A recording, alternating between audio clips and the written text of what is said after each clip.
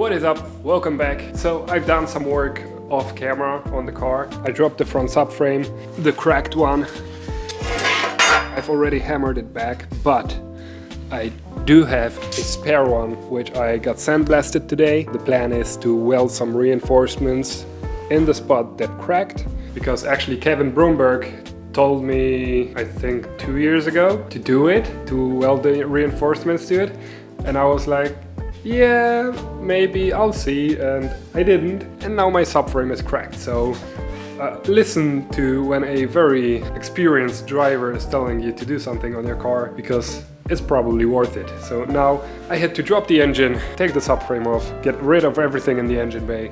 But once I was at this point, I already made some more room. So I got rid of the stock radiator support because we didn't use it for anything. The radiator is in the back, the intercooler sits in here in the front. So basically it didn't have any use, but was a problem when taking out the engine. So we have some more space now, and we do have this pipe, which is the front jacking point. So honestly, this was not necessary at all. I did leave this much on here because here I have a hole for the engine ground and the power steering pump ground. So I don't want to redo anything. I don't want to drill new holes. I'll leave it here. This is not getting in my way. When taking off the gearbox, I did have some problems to get to the two upper bolts or three upper bolts from the gearbox. So I hammered a lot the trans tunnel to make more room. So as you can see, I hammered it as much as I could, and I'll paint over it as well as these spots. I have to cover this hole, those holes. So after I weld those reinforcements into the new subframe, I'll be able to paint it as well and start putting everything back together. With the engine, I disassembled the rear flywheel and adapter assembly. So I got the clutch redone, so it's ready for more horsepower and more Newton meters, more torque. So I took this thing off to check the rear main seal. I put it already back together, but the reason I took it off was when I disconnected the gearbox and the clutch, I noticed that there was some oil spilling from the bottom holes, and that actually scared me a bit. So I wanted to check if it's the rear main seal. But I asked some people around, and it turns out that behind those bolts is a oil channel. So yeah, that is not as bad as I thought because I was worried that I have a cracked crankshaft. So yeah, now we can start putting things back together. The adapter, the clutch, put everything back so it takes as little space as possible. And yeah, we can get to work on the engine bay. Yeah, let's get to work.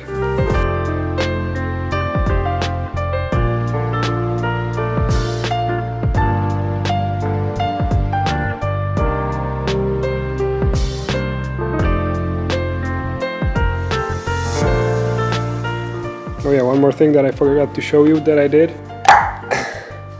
I cut the rubber seal off of them, put them on those Volkswagen Audi coil packs, made them fit, so now when I put it in, there's no risk of any moisture and water getting in there. So now it sits nicely on the spark plug and seals with the rubber part, because I did have some water in this cylinder.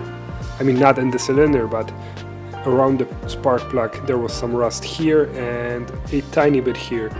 So now here we have the clutch. It's a twin disc.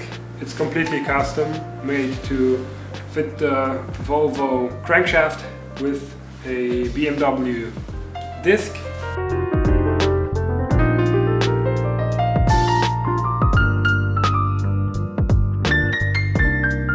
We just have to clean the bolts and we can put the flywheel on.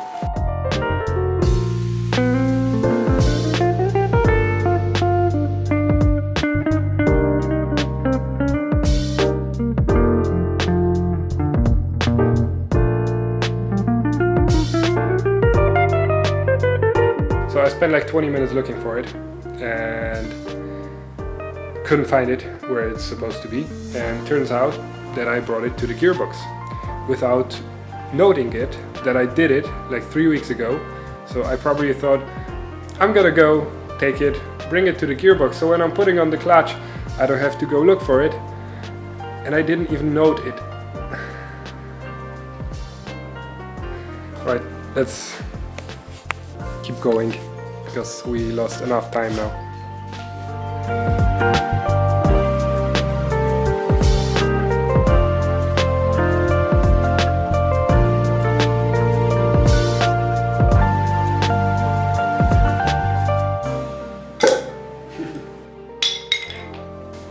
That is ready.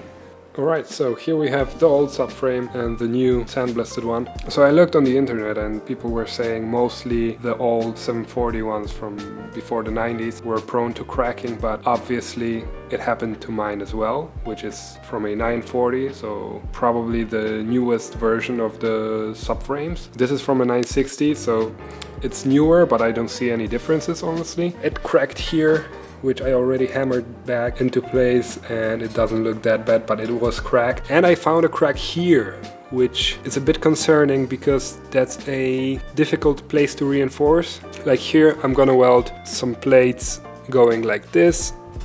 I'll leave the holes obviously open. It's way easier to weld some reinforcements here than up here, unless I do it from the bottom maybe. I don't know if it's necessary. Maybe this cracked because of this crack. Before we get to welding, I wanna clean up this whole area and put the paint on it.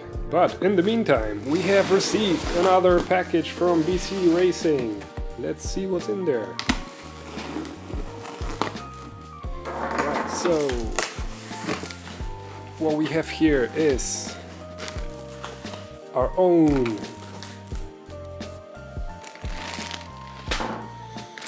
drum roll.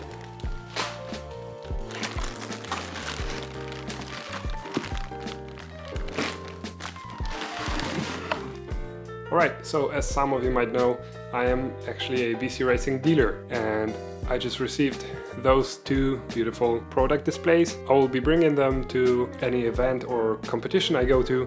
I'll make a special corner where I will be showing off the products, so anyone who's interested in BC Racing and buying a coilover set can take a look at the differences, because we have a ZX series here with the three-way adjustments and a standard BR.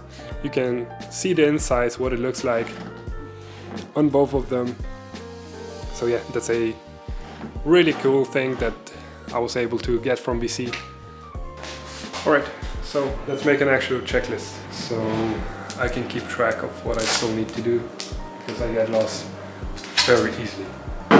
Oh, okay, I can finish the car in 1 week, and then I'm like, no you can't, you have so much work left. Clutch. Done! I can put the first thing that's ready, which I already did. So, gearbox oil. Mount gearbox. I can't write. I think I'll be able to read that, I don't know. Mount gearbox. Paint. Engine bay. Weld. Subframe. PVC. Lines.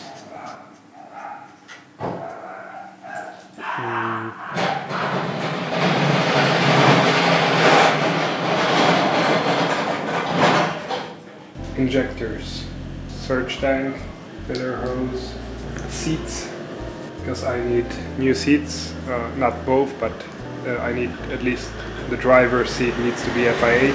Rear stoplight. Okay, for ethanol I need a surge tank and injectors. Anything else?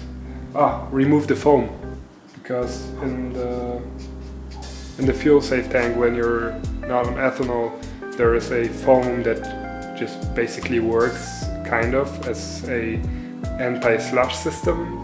I wouldn't call it a surge tank. So there's a foam which doesn't really work, but it is there. So I need to remove it, because if I leave it in and I put ethanol in the tank, it will dissolve the foam. What else? What else? Bumpers. I don't have a front or rear bumper, only stock ones, which I don't plan on driving on stock bumpers. Why is the clutch so big? I will not fit everything here because of the clutch. I think new front fenders, battery tray, Is battery 2 T's and 2 R's? Or 1 T, 2 R's? 2 T's? Battery. I don't know. Battery tray. Disassembled the whole battery tray and repainted because some acid from the battery actually leaked and made a mess in there from the paint. Secure extinguisher nozzles, because that is something I know that I will not get through technical inspection without. Seats, glass, harness. Is harness 2 S's? Yeah, I haven't really said it anywhere, but I'll write it down and maybe you'll be able to read it. So if you can read this, you'll know what's also in the plans, but it's kind of a secret for now. The car worked so well, I'm surprised that there's so little things that I need to do. And then, I know, reassemble everything, but honestly, this might take me a day or two. With how the car is designed by Malina and me, I think the whole thing will take literally a full day of work and maybe one person to help me, and it will be ready. I might make a party and invite some friends to put the car back together. I'm gonna write at the end. Make party, assemble the car with friends. I don't know if it's 2 L's, 1 P or the other way around. Replace left rear brake caliper, flash brake fluid.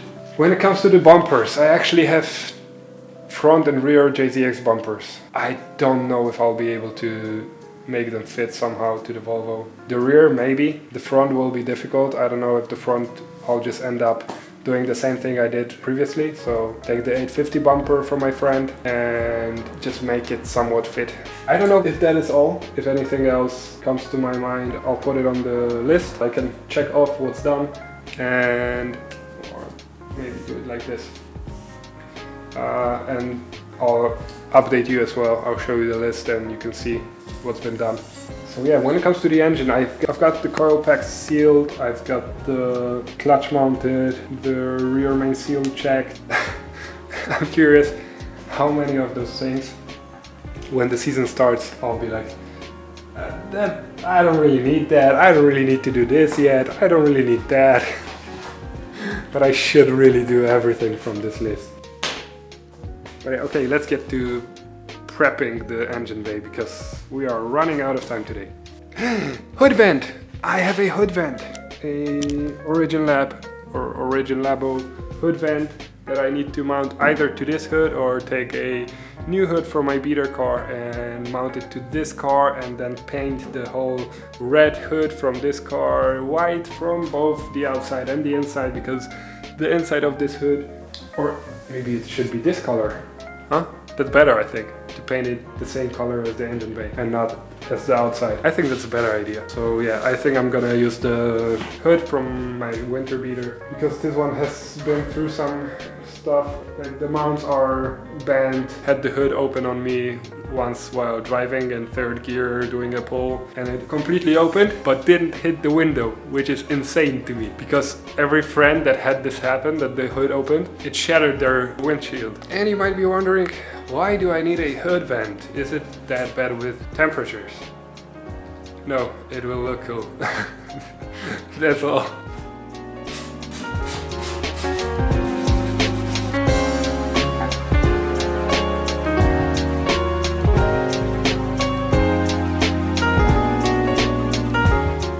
Holy shit. That paint that I have from my sponsor Romis, that is insane. I mean, he told me that it's industrial paint, and in spite of looking nice in the sun, it's got some flake in it, but in spite of looking good, it holds so well. The only parts where it came off is where I hammered, but I've been scrubbing the paint for like 10 minutes and it's not coming off in any other spots than the ones hammered, which is insane to me.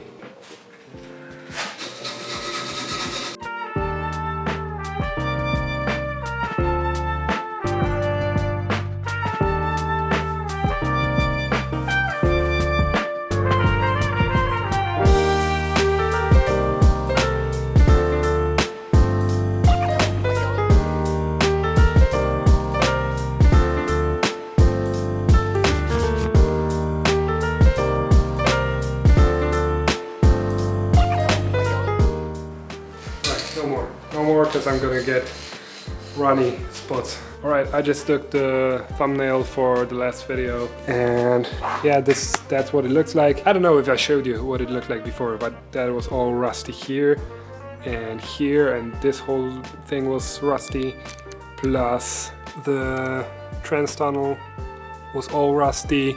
Here we had some scratches.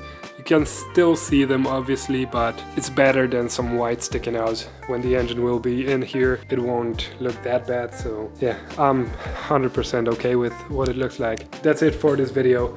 I don't know if I'll be able to work in the beginning of next week, because on Monday in the morning I'm getting my wisdom tooth removed, so it will be really difficult to speak, I'm sure, and I don't know how I'll be able to handle the pain and if I'm gonna be able to work on the car. I hope you enjoyed this video. Still a lot of work ahead.